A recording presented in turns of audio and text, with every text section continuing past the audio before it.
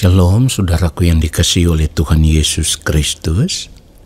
Mari kita siapkan hati untuk masuk dalam doa syukur hari ini.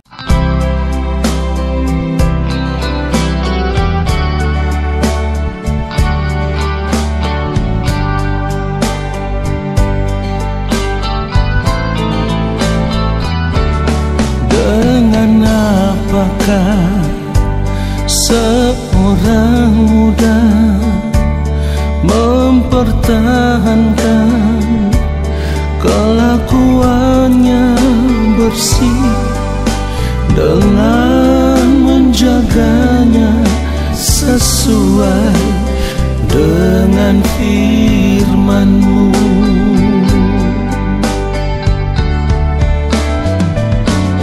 Dengan apakah seorang muda mempertahankan kelakuannya bersih dengan menjaganya sesuai dengan firman-Mu.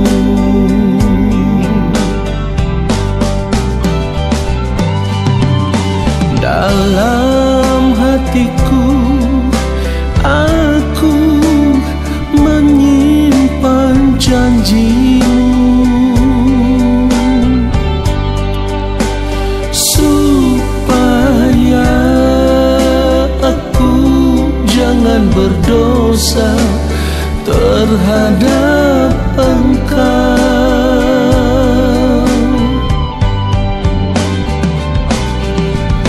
Dalam hatiku aku menyimpan janji-Mu, supaya aku jangan berdosa terhadap Engkau.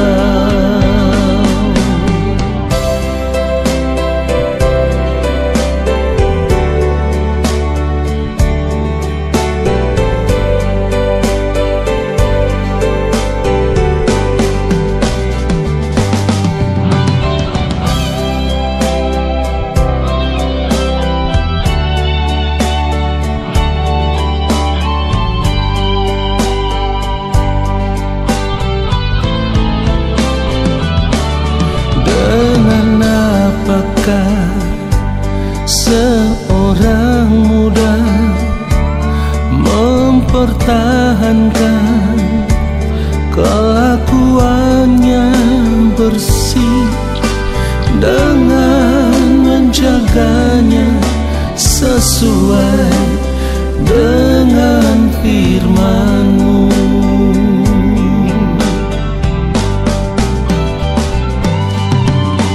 Dalam hatiku aku menyimpan janji-Mu, supaya aku jangan berdosa terhadap Engkau.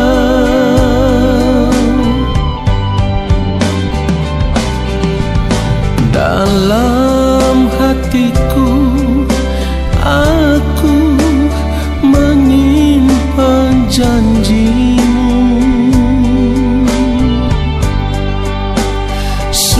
supaya aku jangan berdosa terhadap Engkau. Supaya aku jangan berdosa terhadap Engkau.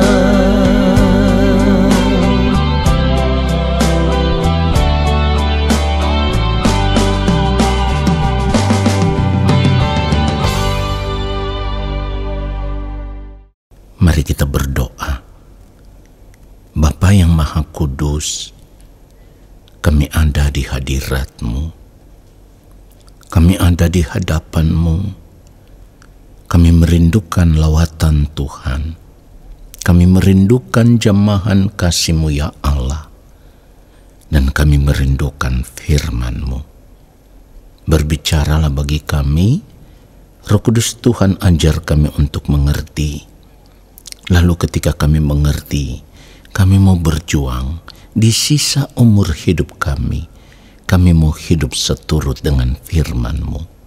Urapi hamba-Mu untuk menyampaikan akan kebenaran firman-Mu seperti yang Engkau kehendaki. Di dalam nama Tuhan Yesus Kristus kami berdoa. Amin. Saudara yang dikasihi oleh Tuhan Yesus Kristus, hidup sebagai orang percaya, kita diperhadapkan kepada pilihan-pilihan hidup yang dunia tawarkan. Dan itu bisa kita temukan di sepanjang hari-hari hidup kita. Ada begitu banyak tawaran-tawaran dari dunia ini. Dan seringkali tanpa kita sadari, hati kita begitu ingin untuk menikmati apa yang dunia tawarkan. Nah, pada akhirnya kita hanyut di dalam kehidupan dunia. Orang yang sudah terlanjur hanyut di dalam arus kehidupan dunia, maka ia tidak akan pernah berpikir lagi untuk mencari Tuhan. Saudara perhatikan itu. Jadi mari kita periksa hidup kita. Kalau selama ini kita sudah terlanjur tergiur dengan tawaran-tawaran dunia, lalu kita ingin menikmati apa yang dunia tawarkan itu, tanpa kita sadari, itu berarti kita sedang meninggalkan Tuhan. Karena sebagai orang percaya, ketika kita mengaku kita berada di dalam Yesus, seharusnya kita sadar hidup kita itu tersembunyi bersama dengan Yesus di dalam Allah. Ini yang harus kita sadari. Kalau kita tidak menyadari akan hal ini, lalu kita hidup menikmati apa yang dunia tawarkan, itu berarti kita sedang meninggalkan Tuhan. Artinya kita lebih memilih untuk berjalan dengan dunia ini daripada berjalan dengan Tuhan. Padahal seperti yang sudah saya katakan di awal tadi, kalau kita hidup sebagai orang percaya yang berada di dalam Yesus, kita harus sadar bahwa hidup kita itu tersembunyi bersama dengan Yesus di dalam Allah. Saudaraku, kalau kita melihat kebenaran firman Tuhan, Kolose pasal 3, lalu kita baca mulai ayat 1, dikatakan begini, "Karena itu, kalau kamu dibangkitkan bersama dengan Kristus, carilah perkara yang di atas, di mana Kristus ada, duduk di sebelah kanan Allah." Perhatikan itu, ayat 2. "Pikirkanlah perkara yang di atas, bukan yang di bumi." Lalu di dalam ayat yang ketiga, perhatikan ini, "Sebab kamu telah mati dan hidupmu tersembunyi bersama dengan Kristus di dalam Allah." Jadi kalau kita berkata kita ini ada di dalam Kristus, kita harus mengerti hidup kita tersembunyi bersama dengan Kristus di dalam Allah. Lalu kalau di dalam menjalani hidup ini, kita masih menetapkan hati untuk menikmati apa yang dunia tawarkan kepada kita saat ini, maka hal itu berarti kita melepaskan diri daripada Allah, atau dengan kata lain seperti yang saya sudah katakan tadi, kita memilih untuk meninggalkan Tuhan.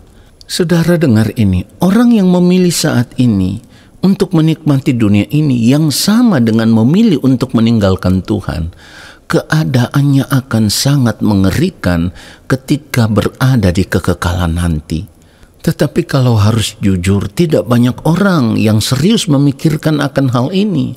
Padahal kebenaran firman Tuhan sudah berkata, kalau kita dibangkitkan bersama dengan Kristus, maka kita harus mencari perkara yang di atas, bukan yang di bumi.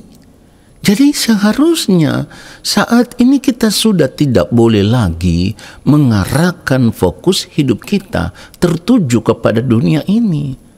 Kita sudah memikirkan perkara-perkara kekal, perkara yang di atas, bukan yang di bumi. Saudaraku, orang yang mau serius memikirkan perkara kekal, ini adalah orang-orang yang memikirkan masa depan kehidupannya di kekekalan.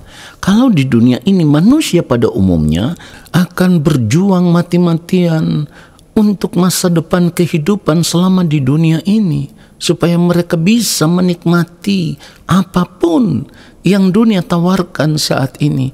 Tetapi orang percaya sudah tidak boleh seperti itu lagi. Sebagai orang percaya, kita tahu masa depan kita itu ada di rumah Bapa di sorga. Ketika kita mengerti bahwa masa depan kehidupan kita itu di rumah Allah Bapa di sorga, di kerajaan Allah Bapa di sorga, sejak kita masih hidup di dunia ini, kita sudah harus mengarahkan fokus hidup kita tertuju kepada kerajaan Allah, tertuju kepada rumah Bapa di sorga. Inilah yang firman Tuhan katakan, carilah perkara yang di atas, bukan yang di bumi. Kalau kita melihat di dalam Matius 6 ayat 33 dikatakan, tetapi carilah dahulu kerajaan Allah dan kebenarannya, maka semuanya itu akan ditambahkan kepadamu. Saudara perhatikan itu.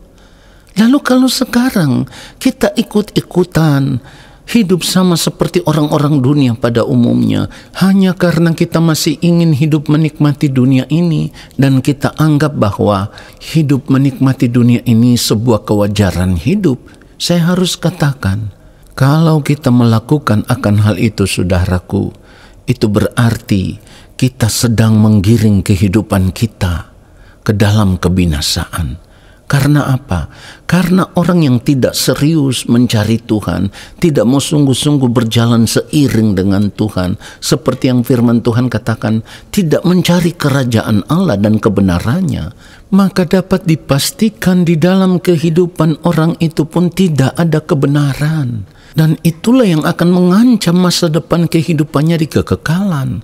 Sekarang kita merasa kuat, kita merasa hebat. Mungkin saja kita merasa memiliki segala sesuatu yang menjamin keadaan hidup kita selama kita masih hidup di dunia ini. Kita harus benar-benar sadar. Kalau kita menutup mata nanti, kita tidak punya jaminan apa-apa di kekekalan. Tidak ada yang menjamin hidup kita di kekekalan, saudaraku. Karena apa? Ya karena selama hidup di dunia, kita tidak pernah mencari Tuhan. Kita tidak pernah menetapkan hati untuk mencari Dia demi masa depan kehidupan kita di kekekalan. Kalau saat ini kita sadar bahwa tidak selamanya kita hidup di dunia ini, bahkan tidak lebih dari 100 tahun, saudaraku, seharusnya kita memikirkan kehidupan kita di kekekalan lebih daripada memikirkan kenikmatan hidup di dunia ini. Itulah kenapa firman Tuhan katakan, carilah Tuhan selama Ia berkenan ditemui, berserulah kepadanya selama Ia dekat. Saudara, satu-satunya jaminan kehidupan kita di kekekalan itu adalah Tuhan sendiri. Jadi kalau tadi kita sudah tahu bahwa saat ini kita ada bersama dengan Kristus di dalam Allah, kita harus belajar untuk hidup melakukan segala sesuatu sesuai dengan pikiran dan perasaan Allah. Supaya dalam menjalani hidup ini kita memiliki kepekaan, saudaraku, sehingga kita bisa membedakan manakah kehendak Allah, apa yang baik, yang berkenan kepada Allah, dan yang sempurna. Sebagai orang percaya kita harus memiliki kepekaan ini. Kalau tidak, kita tidak akan pernah mengerti kehendak Allah. Pada akhirnya kita hidup sembarangan, kita hidup sembrono, kita hidup suka-suka hati kita. Artinya kita tidak akan pernah hidup melakukan kehendak Allah. Dan seharusnya kita tahu, orang yang tidak hidup melakukan kehendak Allah Bapa di sorga tidak akan pernah memiliki hidup yang sesungguhnya. Saya katakan tidak akan pernah memiliki hidup yang sesungguhnya, itu maksudnya orang-orang seperti ini tidak akan memiliki hidup yang kekal, tidak akan diperkenankan tinggal bersama-sama dengan Allah, hidup bersama-sama dengan Allah di dalam kerajaannya. Jadi saudaraku, mari kita sadar Saya harus katakan, sebelum terlambat, sebelum engkau menyesal, tetapkanlah hatimu saat ini untuk mencari Tuhan. Jangan pernah meninggalkan Tuhan. Kalau kita tahu kita ada di dalam Yesus dan orang yang berada di dalam Yesus itu hidupnya tersembunyi bersama dengan Kristus di dalam Allah, seperti yang firman Tuhan katakan, maka kehidupan kita saat ini fokusnya harus diarahkan hanya tertuju kepada kerajaan Allah. Inilah yang firman Tuhan maksudkan seperti yang ditulis di dalam Matius 6 ayat 20. Tetapi kumpulkanlah bagimu harta di sorga. Di sorga ngengat dan karat tidak merusakkannya dan pencuri tidak membongkar serta mencurinya. Kalau kita terbiasa mengarahkan fokus hidup kita, arah tujuan hidup kita hanya tertuju kepada kerajaan Allah, maka hal itu sama dengan kita sedang mengumpulkan harta di sorga. Perhatikan apa yang firman Tuhan katakan. Matius 6 ayat 21, karena di mana hartamu berada, di situ juga hatimu berada. Nah, dari kebenaran firman Tuhan ini seharusnya menjadi teguran bagi kita bahwa apapun yang kita miliki di dunia ini, kita tidak boleh terikat dengan semuanya itu. Kita tidak boleh terikat dengan dunia ini, dengan segala sesuatu yang kita miliki. Kita harus belajar untuk mengikatkan hidup kita dengan Tuhan. Memindahkan hati kita hanya tertuju kepada Tuhan dan kerajaannya, supaya pada akhirnya ketika kita menutup mata, kita bisa diterima di dalam kerajaan Allah Bapa di sorga. Biarlah firman Tuhan ini menyadarkan kita supaya kita mau mengambil keputusan, menetapkan hati untuk mencari Tuhan saja. Tuhan Yesus memberkati kita semua. Amin. Mari kita berdoa. Bapa yang Maha Kudus, terima kasih untuk kebenaran firman-Mu yang terus menyadarkan kami supaya kami mau mengarahkan fokus hidup kami hanya tertuju kepada kehidupan yang sesungguhnya, yaitu hidup di dalam kerajaan-Mu ya Allah. Roh Kudus Tuhan, tolong kami, pimpin langkah kehidupan kami supaya kami terus mengarahkan fokus hidup kami tertuju kepada kerajaan Bapa di sorga. Di dalam pimpinan kuasa Roh Kudus, kami mau hidup di dalam kebenaran senantiasa. Terima kasih Bapa. Saat ini kami semua mengangkat tangan di hadapan Bapa di sorga. Kami percaya Engkau akan menurunkan tangan dan memberkati hidup kami. Saudaraku, arahkanlah hatimu tertuju kepada Tuhan dan terimalah berkat-Nya. Segala berkat kasih karunia daripada Allah Bapa di sorga, rahmat cinta kasih yang berlimpah-limpah dari Tuhan Yesus Kristus, di dalam persekutuan yang manis dengan Roh Allah yang kudus, turun atas kehidupan kita semua, menyertai langkah hidup kita semua dan memberkati hidup kita semua sekarang dan sampai selama-lamanya. Amin. Saudaraku, terima kasih sudah mengikuti doa syukur hari ini. Sampai jumpa dalam doa syukur besok hari. Tuhan Yesus memberkati kita semua. Shalom.